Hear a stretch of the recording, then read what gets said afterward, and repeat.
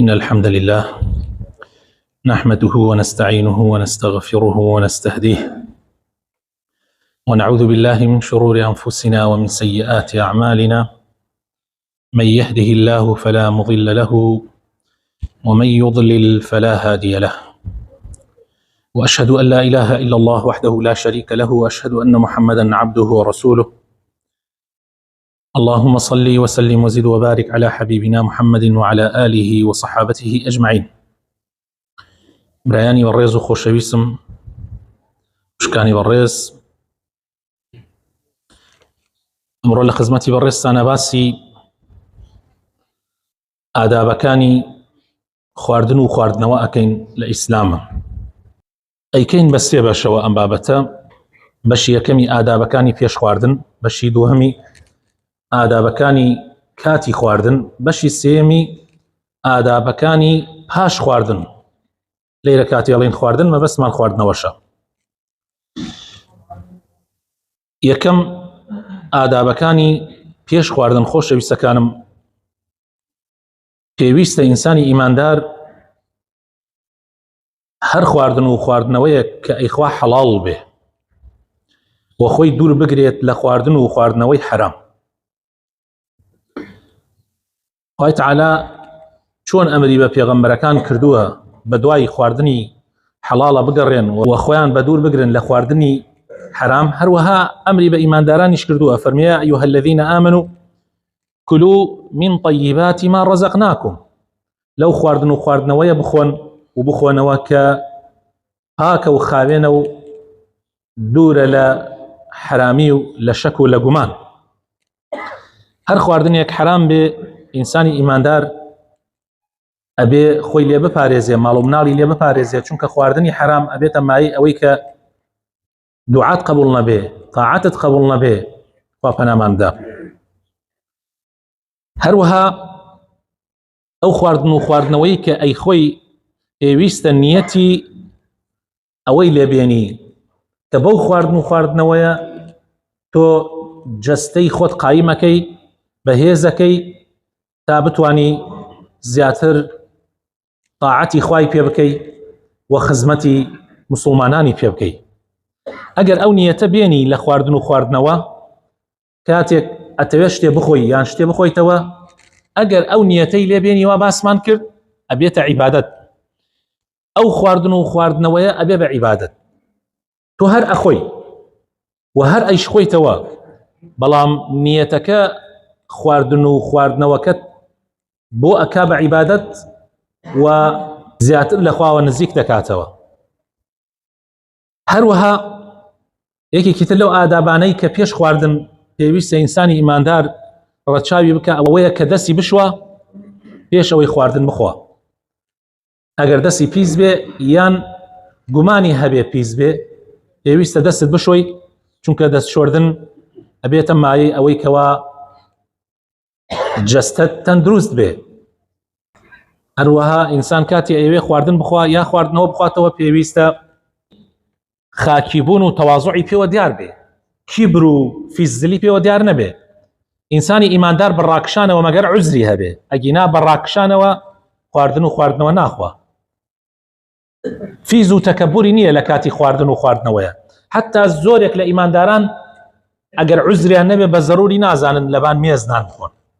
حەزەکەن سفرە لە زەویە ڕابخرێ، لە زەویە سفرە ڕابخرێ بۆ ئەوەی زیاتر تەواضوعی پێوە دیار بێ. پێغەمبەری خوا صلی الله علیه وسلم ئەفەرمێ من بە ڕاکشان و یان بە هەڵاژیانەوە نان ناخۆم، بەڵکو وەکو عەبد و کۆیلە نان ئەخۆم و وەکو ئەوانیش دائەنشم. هەروەها پێویستە ئینسانی ئیماندار ڕازی بێ بەو خواردنەوەی کە بەو خواردن و خواردنەوەی کە خوا پێیداوە ها لە بەردەسا.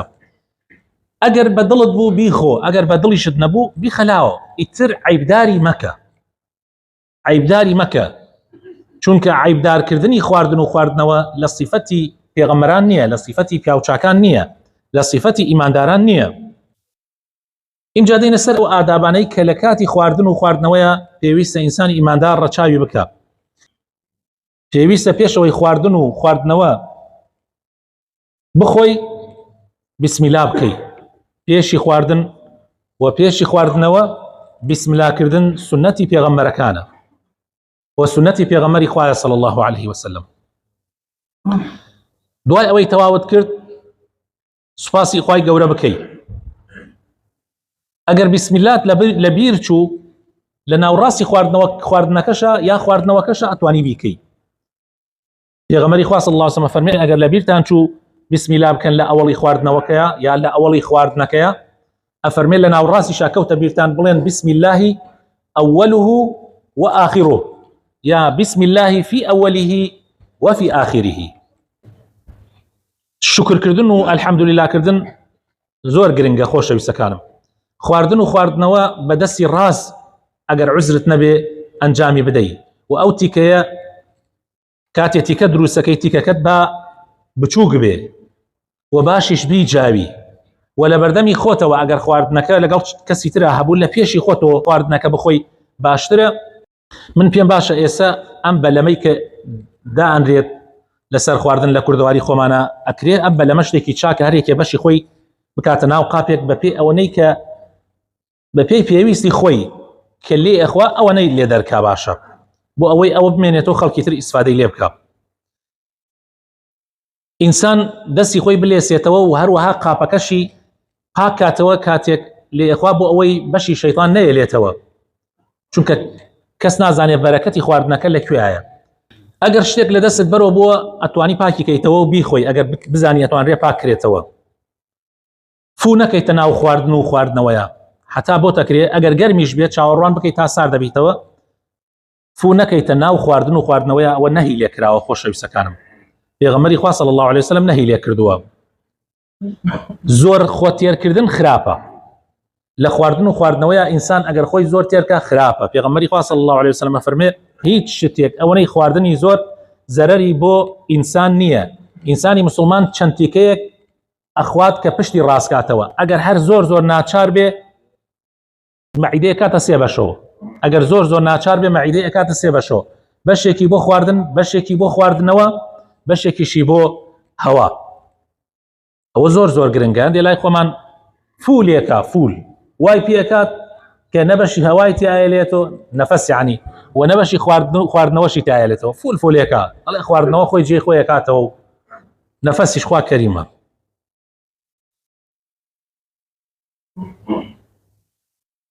ئەگەر لە مەجلیسێکا بووی کە کەسێک هەبوو لە توو بەتەمەنتر بێ، کەسێک هەبوو لە تۆ گەورەتر بێ، باشتر وایە پێشە خوڵکی ئەو بکەی ئەوە باشترەوە. ئەوە لەگەڵ ئەدەب و تەواضوع زیاتر گونجاوە.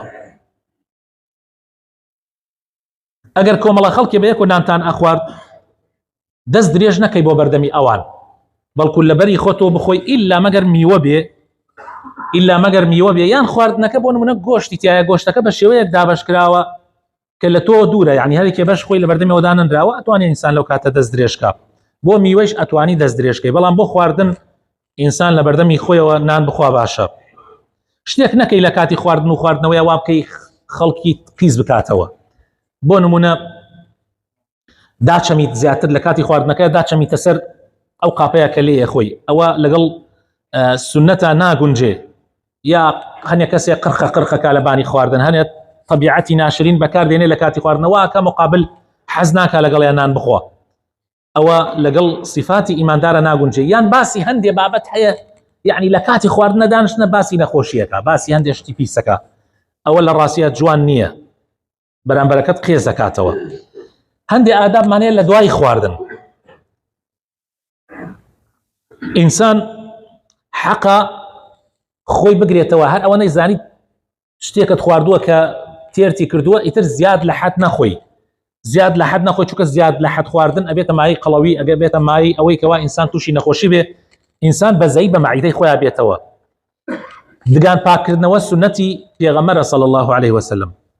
زۆر گرنگە ئینسان دگانی پاکاتەوە، چونکە ئەو مادانێک کە لە بینی دگانەکان تا ئەمێتەوە بێتە مای ئەوەی کەوا هەم دگانت نەخۆشخە و هەم دوای بۆنی دەمتیش ناخۆش ئەکا. سوپاسکردن زۆر گرنگە خۆشەویستەکانم، و دوعاکردن لەسەر خواردن. پێغەمبەری خوا صلی الله علیه وسلم دائما ئەیفەرموو اللهم بارك لنا فيما رزقتنا وزدنا منه، يا أجل مالي خلقها دعوة بوايا في غمري خاص الله سبحانه يفرموا أفطر عندكم الصائمون وأكل طعامكم الأبرار وصلت عليكم الملائكة. أي فرموا يا ربي الرجوان لما طانا نان بخوا، يا ربي الرجوان لما طانا نان بخوا. جاء إنسان أجل رجوان لما نان بخوا خيري الرجوكي أي شيء بركة. وأي فرموا يا ربي بياو تشاكان نانتان بخوا دائما وملائكة صلواتان لسر بدا. أم آدابانا خوش يسكانم رچاو كردني گرنگا زور هم بو أوي خوي تعالى بركتك نقريتوا هم بو أوي بباريزي لجن ولا شيطان لأوشتانا. شكا في غمري خاص الله سبحانه فرمي أو كسانيك بسم الله ناكن الحمد لله ناكن أو أنا الشيطان لما لكان أننا نخوا. خوي تعالى بخاتنا وجوانا كان يخوي بمان باريزي دا مزراو مان كلا سر دين دارتي ولا سر إسلامتي. آمين آمين. سبحان ربك رب العزة عما يصفون والسلام على المرسلين والحمد لله رب العالمين.